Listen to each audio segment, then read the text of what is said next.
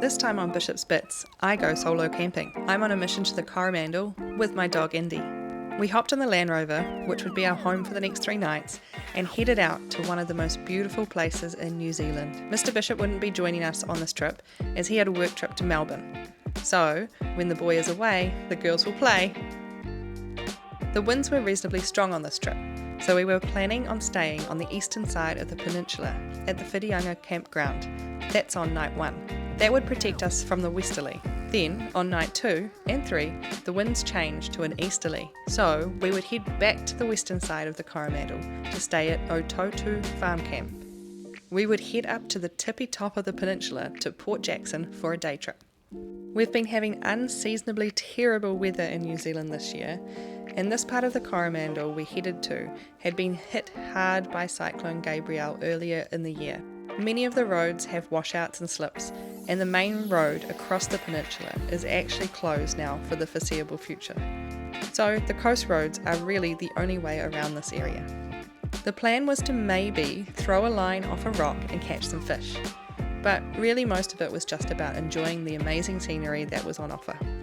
You might see lots of boat ramps on this trip too, as I was doing a bit of research for future missions around the area if we were to take our trailer boat over there. By the middle of the trip, I already had so much footage of the beautiful Coromandel, I decided to turn this into a 2-part video. What you're about to watch is part 1, via the west coast, over beautiful rivers, through gold mining towns, and up mountains to beautiful vantage points. But with the good always comes a challenge, and it looks like I chose the wrong place to stay that night. It didn't feel like the best place for solo camping, and I certainly had the heebie-jeebies when I arrived there that first night. But to balance that, we woke up to a beautiful sweeping beach at sunrise. So come along and see what the girls get up to when Mr. Bishop's away.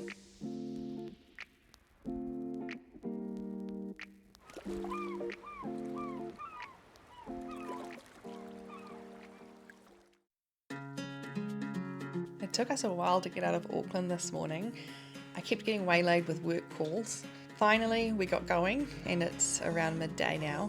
I'm a bit nervous about my timing, as it actually takes around 3 hours to get from my home in Auckland to where we're hoping to stay tonight in Whitianga. Add in some times for stops and filming, and we're going to be pretty tight for time. After about an hour and a half, we've made it to the Kopu Bridge, which crosses the Thames. Up until this point, the drive has mostly been motorway and straight driving across the flat Hauraki Plains. This bridge to me really represents the entranceway to the Coromandel. Thames is the first town you'll come across after the Kopu Bridge. It's a town you could easily drive through and not look at too closely, but I would totally encourage you to go for a look around some of the side streets for a glimpse at this little town's history. Thames was a gold mining town that played a significant role in shaping the entire Coromandel region.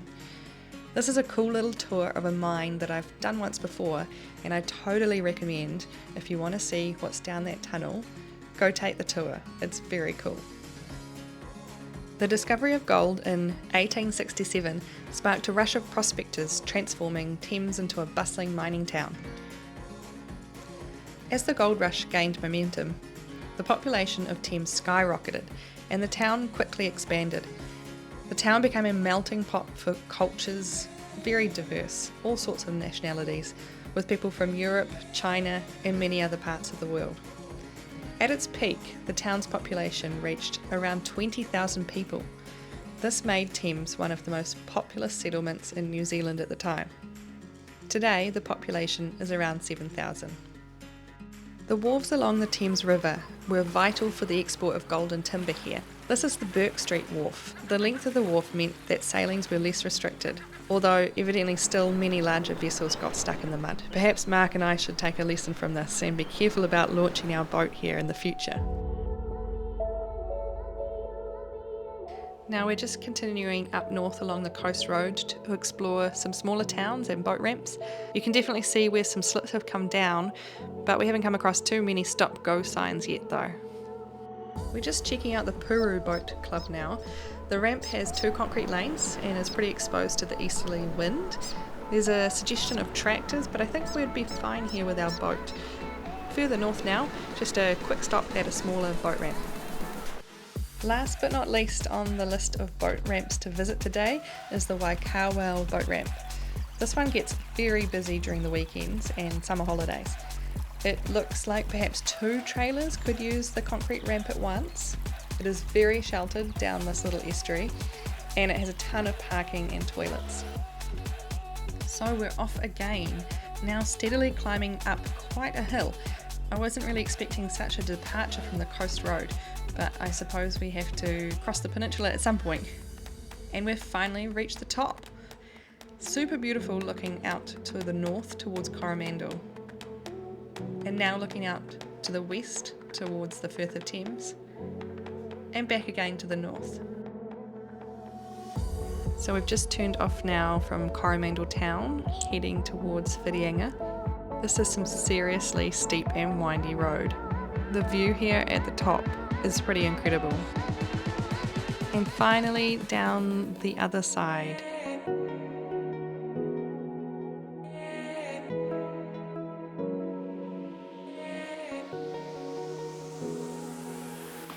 This beach has another boat ramp too, which we'll come back to tomorrow to check out. It also has a great coffee shop, which might be our calling for breakfast tomorrow. There's a campsite here too that does take little dogs like Inde if you organise it. I did toss up if we should stay here, but we'll push on, I think.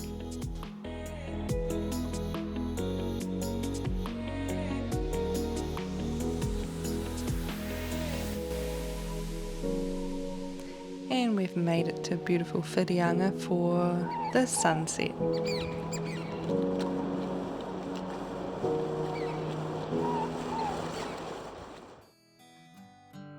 So we're off now to find our campsite for the night.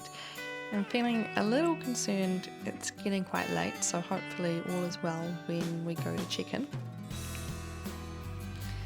I just don't quite feel right about this place. It's probably perfectly fine. Maybe this place is amazing in summer. For whatever reason I can't quite put my finger on, I just don't feel that comfortable here. But we're booked here for the night, so I think I just might quickly make some noodles, not even my full normal dinner, and just hop into bed.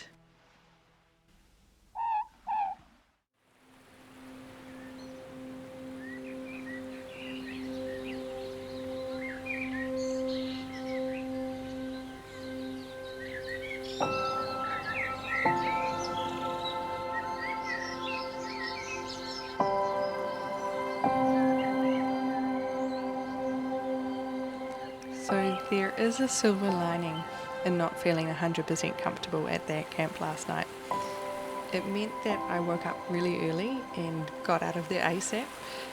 I actually just used the bathroom and kitchen and left at about 6 a.m. Yes, I am still in my pyjamas. Small world, I met a guy on the beach that worked at the hardware store down the road from me back in Auckland. That's New Zealand for you. 2 degrees of separation. And now I've put some proper clothes on and we're going for a walk down the wharf.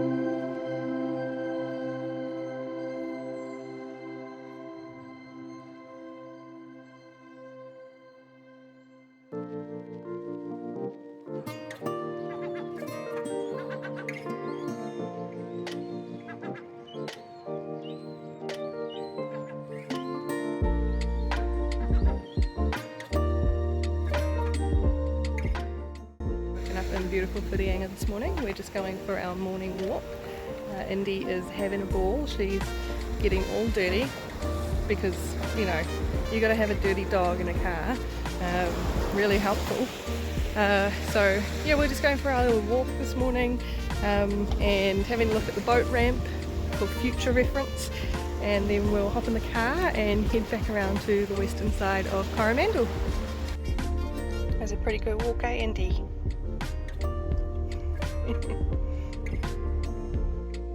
We're just heading off now to the western side of the Coromandel to avoid that easterly wind coming in tonight. We'll be camping right on the water's edge, so maybe we'll catch a fish to go with a good sunset. But for now, we'll leave you here at the end of part 1 of our girls' trip. Come back next time to see part 2, where we'll be visiting my favourite parts of the Coromandel. Remember to like and subscribe. Happy days!